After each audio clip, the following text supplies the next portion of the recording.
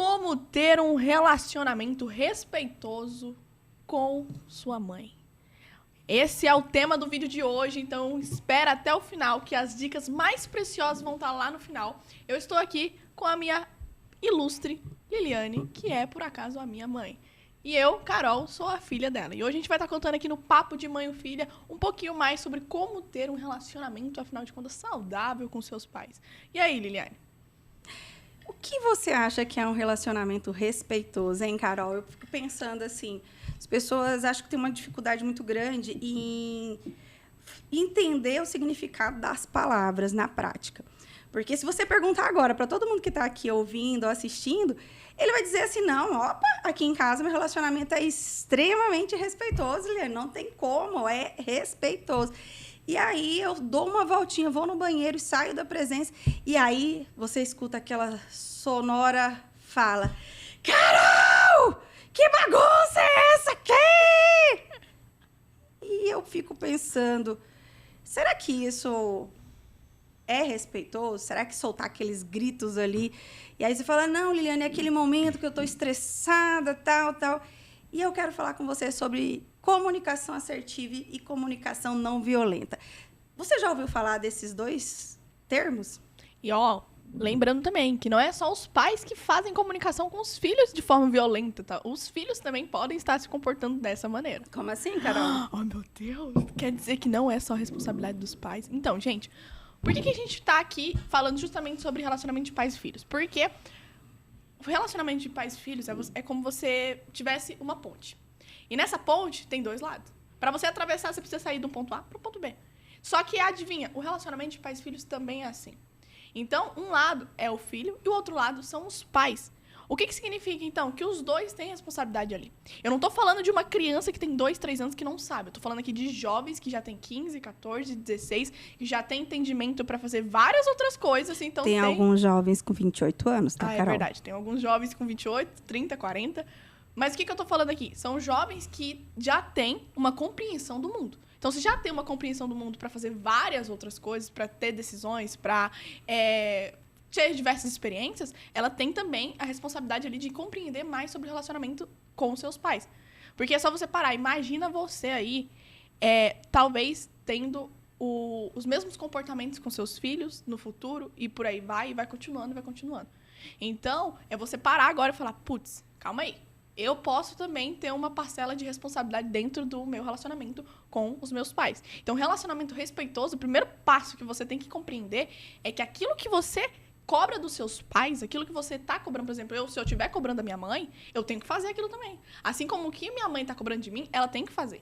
Então, a cobrança hoje é algo que é meio hipócrita, se você for pegar. Claro. Porque hoje, se você for pegar nas redes sociais, tudo, as pessoas vão... Ah, você errou, você fez isso. E fica apontando. Só que aí não para ver quantas vezes ele, no dia a dia, faz e nem percebe. Não, eu queria entender qual que é o problema maior. Eu entendo e eu vou falar para vocês.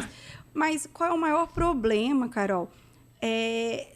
Do julgamento. As pessoas hoje, elas estão assim, como se elas tivessem um martelinho na mão e olha para tudo e quer dar opinião em tudo. E eu não vejo problema em você ter formação sobre aquilo, de algum tipo de opinião, ok. Mas só porque eu, às vezes, acredito no anonimato ou porque eu estou distante daquela outra pessoa, me dá o direito de eu falar sem nenhum tipo de embasamento. E é sobre isso que eu quero falar aqui, da relação respeitosa. Porque, às vezes, a gente fala da relação respeitosa, desculpa aqui que a língua está travando. E o que acontece, gente? Vamos lá? Eu falo da relação respeitosa, eu vejo muita gente falando, muitos artistas, muitas pessoas, e a linguagem não verbal dela não condiz com aquilo. É como se eu estivesse falando agora, mãe, eu te amo.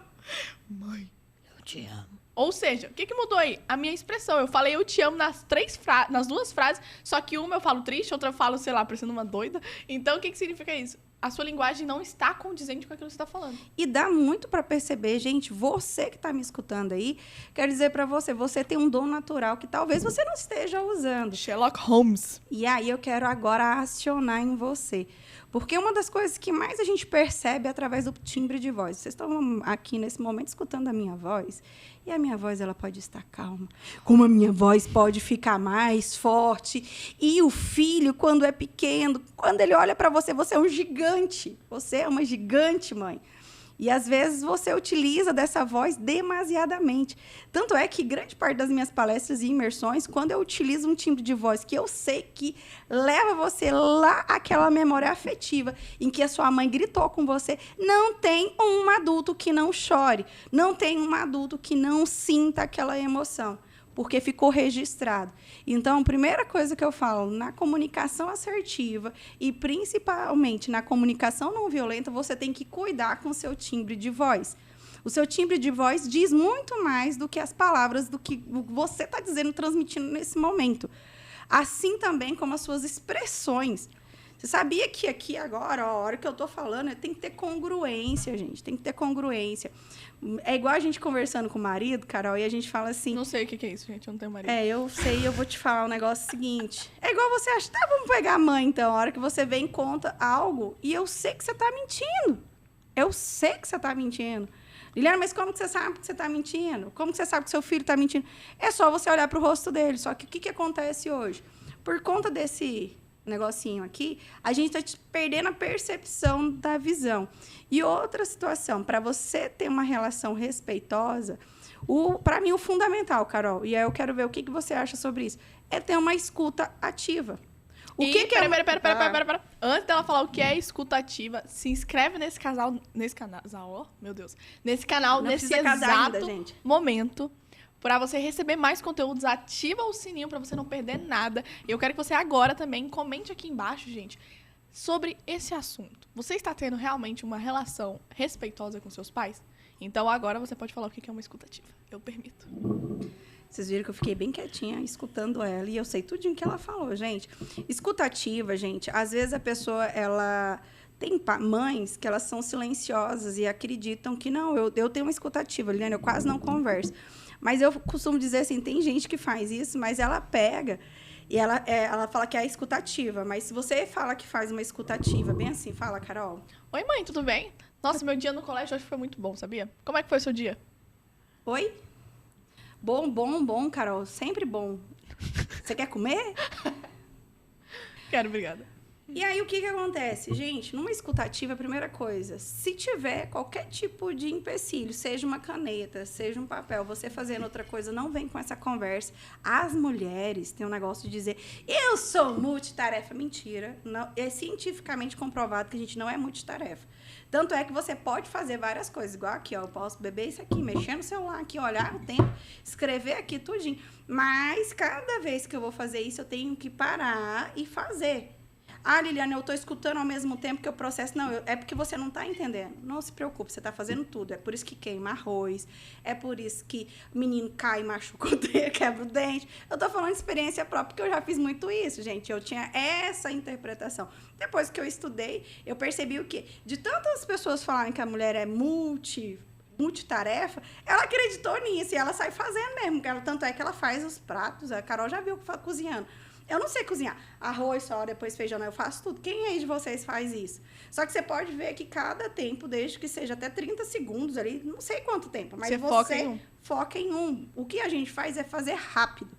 Diferente, a nossa visão aqui periférica ela é muito boa. Diferente dos homens, que tem uma visão de túnel. Por quê? Porque vem da evolução, da parte do quê? Da caça, porque ele precisa concentrar. E é por isso que, às vezes, o homem está assistindo futebol e você pode contar um segredo do lado dele que ninguém vai perceber. Então, gente, essa é um dos pilares para quando a gente vai falar sobre uma relação irrespeitosa. E por que eu e minha mãe, afinal de contas, estamos falando sobre isso aqui nesse canal? É porque eu e minha mãe passamos também por processos. Antes, se fosse pegar uns 4 anos atrás, agora a gente está em 2022. Tô com 18. Se você pegar na época lá com 15, 14 anos, o nosso relacionamento não era dessa maneira.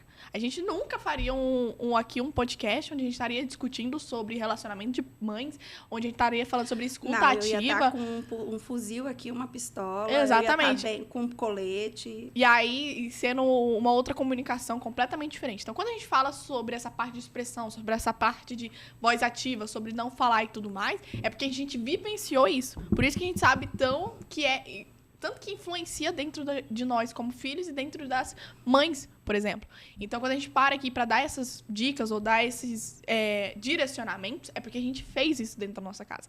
E não é à toa que agora surtiu o efeito, a gente tem as consequências disso, que hoje a gente está aqui falando justamente sobre esse pilar. Então, se você quiser acompanhar cada vez mais, se você quiser cada vez mais saber desse conteúdo, eu convido vocês que estão me escutando a nos seguirem lá no Instagram. O meu Instagram é anacarolina.acb e o da minha mãe é Liliane Castro V, onde a gente vai estar cada vez mais aprofundando nesse tipo de conhecimento. E não só isso, mas toda quinta nós temos vídeos aqui no canal, então já lembra, ativa o sininho, se inscreve se você não se inscreveu, tá bom? E curte e não... Lembre-se também, se você conhece algum filho, alguma mãe que esteja passando por essa situação, compartilha com ele, manda pra ele, porque eu sei o tanto que é poderoso, eu vou falar e repito milhares de vezes para você entrar dentro da sua cabeça. Porque são formas de você aprender algo novo, que depois a gente vai falando isso em outros momentos. Se fez sentido, né, o que a gente falou aqui, a gente pode estar fazendo vídeos específicos só para aprofundar cada assunto. Mas eu quero já deixar para você aqui uma solução prática, o amor incondicional. Às vezes a gente não fala do amor, mas o incondicional, gente, é independente do que o seu filho quiser fazer ou estiver fazendo. Eu costumo dizer que amor incondicional você percebe, sabe aonde? Para quem ainda não sabe, vai lá no Instagram, você vai saber da minha história. Depois a gente faz um vídeo aqui também para a gente falar sobre a história de cada uma. Mas eu fiquei por 11 anos trabalhando em um sistema prisional.